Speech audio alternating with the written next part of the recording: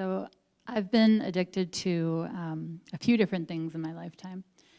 And the most difficult addiction that I had was a crystal meth addiction. But in overcoming my addictions, I was able to understand what the root cause was behind the addiction. And so for me, I was addicted because I was distracting myself from actually facing my fears and dealing with my trauma. And for the longest time, I was in denial.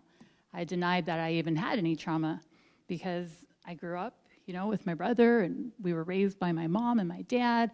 Figured I had a pretty ordinary life. Sure, we were raised in a very patriarchal household because we did everything my dad told us to do, but that was the least of our worries.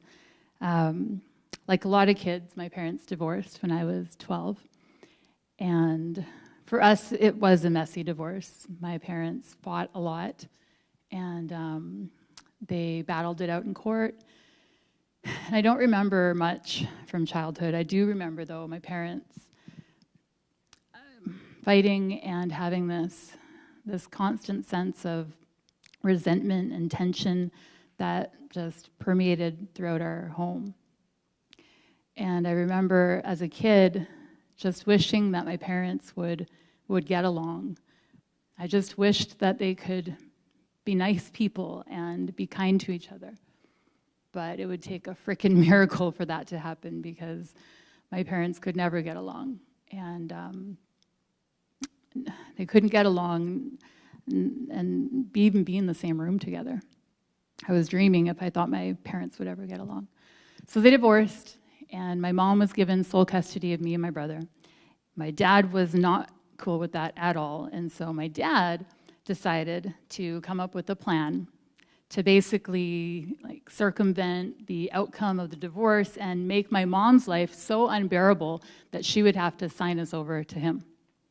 And so he says to me and Eli, my brother, he says, "This is what's going to happen. Tomorrow, when your mom leaves the house, you guys are going to destroy everything in there. You're going to just trash the place. You're going to make her life a living hell so that he can't stand you, she can't stand you, and she signs custody to me." And so me and my brother nod in agreement because, remember, we did everything that my dad told us to do. And that's what we did. The very next day, my mom left, and me and my brother took a knife to the curtains, and we slashed up all the curtains, we smashed windows, and we destroyed the house. And like I said, I don't remember much from childhood, but I sure do remember my mom coming home that night. And I don't remember her face because I was in my room, hiding in my room under my blankets. But I remember hearing her come in the house, and I remember hearing her crying and hearing her scream and saying, "What the hell just happened? What did you guys do?" And a couple days later, my mom calls in for help, and she has her Samoan family come to Canada to talk to me and my brother and basically ream us out. And they're like, "What's wrong with you kids? Why did you do that? What have you done?" And so I ended up running away from home and eventually coming back. But my mom never did sign over sole custody to my dad. And so my dad came up with plan B. My dad says to me and Eli, "Okay, well, now what's going to happen is we just need to flee the country.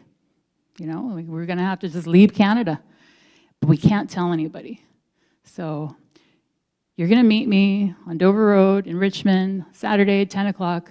We're going to pack up a few things. We're going to buy the best mountain bikes we can find, and we're going to go travel across Mexico, Central America, and then we're going to fly to Samoa, and we're going to start our lives over again." So me and my brother nod in agreement, and a few weeks later, we meet my dad, and we do exactly that. And so when I was a kid, I just did what I was told, and I didn't think there was anything strange about it. it's not until now that I'm an adult and I share my experience with people and I realize, maybe my life wasn't so ordinary. Maybe my life wasn't so normal.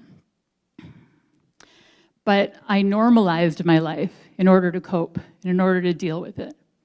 And because I normalized it, I ended up perpetuating that dysfunction, eventually going into foster care, getting into abusive, toxic relationships, developing a crystal meth addiction.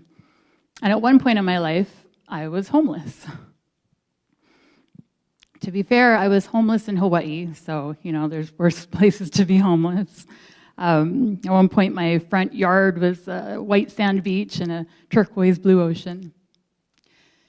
And when you're homeless in Hawaii, you have a lot of time to reflect. And I would often reflect on my parents. I suppose it was childlike. I was around 24 at the time, so I still felt like a kid. But I would reflect and I would imagine my parents, and I would picture them in my head and see them not together and married, but together and getting along, just being good humans, being nice and kind. And I'd see them smiling and laughing and getting along. And I suppose it was a juvenile dream that I had, but it brought joy into my heart to think of that. Put a smile on my face. And so anyway, when I was in Hawaii, I would often have to hitchhike into town and stock up at the food bank and get food. And this one time I'm hitchhiking into town, I get picked up by this older couple. And when I get in the car, the husband introduces himself and he's like, "Hey, my name's Mike." And the wife introduces herself, but I couldn't quite catch her name. And then they ask me, "Where are you from? Where are you going?" And I tell them, "Oh, I moved here from Samoa." And they're like, "Oh," and they look at me and they're like, "Oh, I'm Maioi. Oh, I longoa," which is Samoan for like, "Oh, how you doing? What's your name?" And so I tell them, "Oh, I'm doing okay, homeless." But we did have this instant bond because we were both Samoan, and they ended up inviting me to their home for dinner that night, for dinner and also a Bible study. Now, I wasn't religious. I'm not religious, so I wasn't excited about the Bible study, but I was definitely hungry, so I took them up on their offer, and I went to their home for dinner that evening. And when I got there, they started asking me about my family and my parents, because Samoa is really small, so everybody's like an auntie or an uncle or a cousin. So I tell them, my mom, she's Samoan, her name is Milo, and she actually lives in Canada. But my dad, his name's Mike, he's Palangi. Palangi is like a foreigner. He's Palangi, and he lives in Samoa now. And they're all amused by the switch that they did. And then we sit down and we enjoy a really delicious home-cooked meal. And after dinner, we start reading the Bible. It turns out he was a pastor of a Samoan church there in Hawaii. And so the three of us, are reading from the Bible. And then at the end of the Bible study, Pastor Mike starts saying a prayer. He says, "Whawhataitele lava," and in Samoan he's saying, "Thank you, God, for bringing Vanessa safely into our home." And he goes on, he says, "And thank you for continuing to bless me and my wife, Mila." And then they continue, and I'm like, wait, well, they're still praying with their eyes closed, but I open my eyes and I'm looking at them, and I'm like, her name is Mila, and his name is Mike? Like, this is a surreal moment. I'm not religious, but it was like God was saying to me, acknowledging me in that childhood dream that I had, that wish that I had for my parents to get along. My parents' names were Mike and Milo. And here I am now with these incredibly loving, kind people, Mike and Mila. And so they ended up taking me in as though I was their daughter, and I lived with them, and it was a really meaningful, special time in my life. It was at that point where I overcame my crystal meth addiction.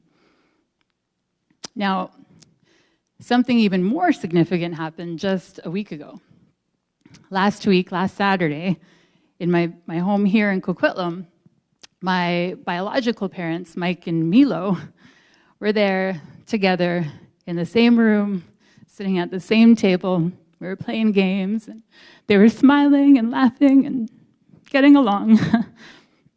So I suppose dreams do come true.